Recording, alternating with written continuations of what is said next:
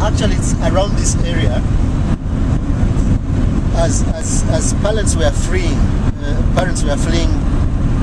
moving southwards. There's one mother had twins, but she was fleeing with her mother. So she had twins, but one of the twins was being carried by the mother, and the mother was carrying one of his kids, but her mother was carrying another twin. So twin brothers, one by the mother, carried by the mother, another one carried by a grandparent.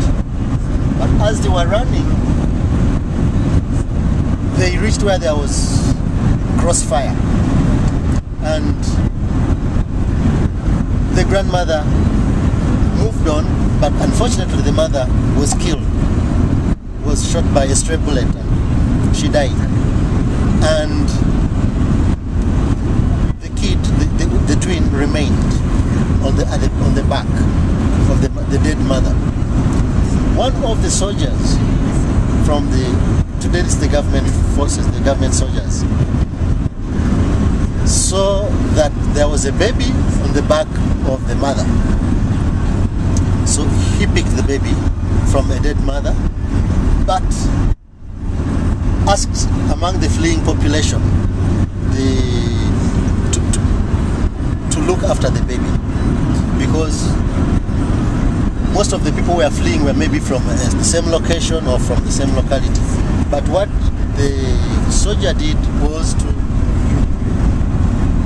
keep the clothes of that child with the family that has accepted to take care of, to look after the child.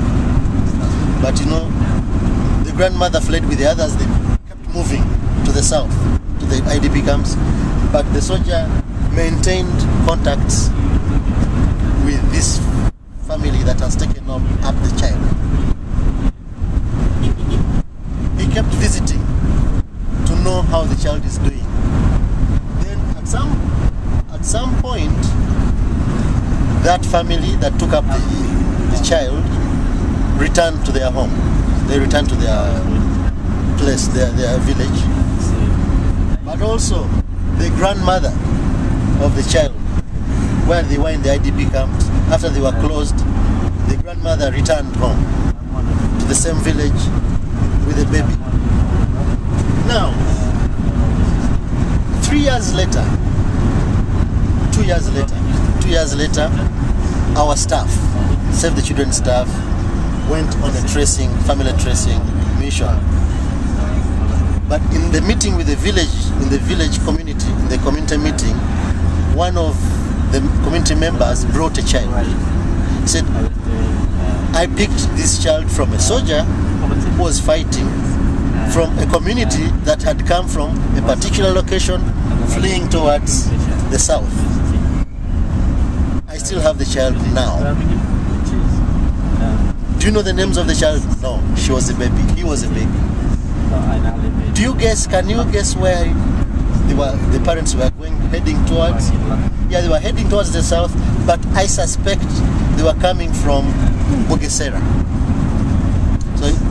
So she proposed an area where she thinks the parents would be coming from. And this baby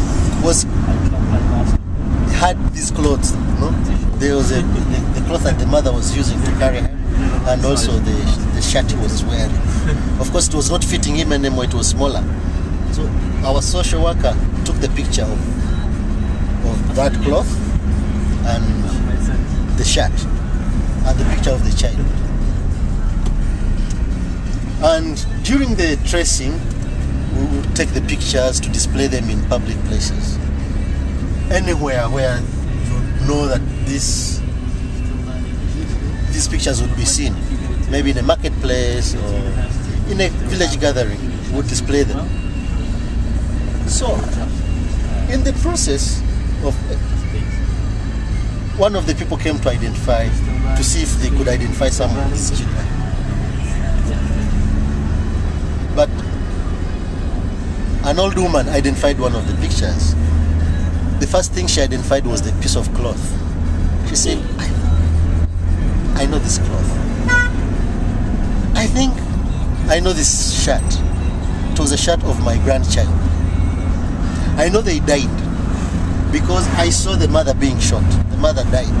She was shot at, and we proceeded. We left, we moved on.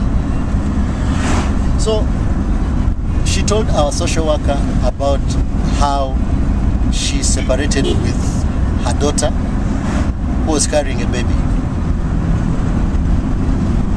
So our social worker recorded that. And she came and compared the information she has about the mother who picked up the child from a soldier who was at the front line but at a particular location. And it worked. It matched. So it was the same location that the mother had been killed. So on proper scrutiny, on verification, the twins had not lost their identity. They still looked alike. But of course, the one that was living with the grandmother, they lived in poor conditions. The grandmother was not well off, but this family was better off. So the baby with a foster family was more healthy than the one who was with the grandmother. But you would see that it was identical. But the grandmother also identified the cloth on the picture. She said that cloth belonged to my daughter who died. So on verification, it was found that these were twins. The grandmother said, these are twins. My daughter died in Ruabsoro. There's a bridge not far from here. That's where she died from. And the twins were reunified. We reunified the twins who could not talk. At this time, I think the child was 3 years. They were 3 years old. Yeah. So that is one of the cases that really touched me, because other children at that age up to now will never find their families. They will never know where they are.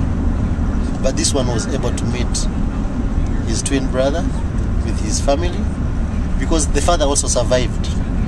The father was not killed. The father, at that time, he was present.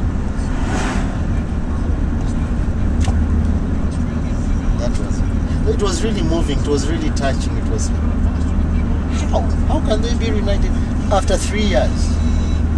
So it means that we have to explore all ways of maintaining or keeping the identity of the children. So keeping that piece of cloth was very wise.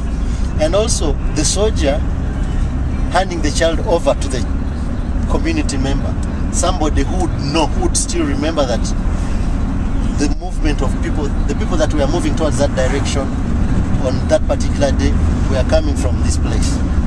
Because when we went to Bugesera, we insisted, it's a big area of course, but you wouldn't take any chances. But it's like you explore all the alternative, all chances that you can use to get information about the families.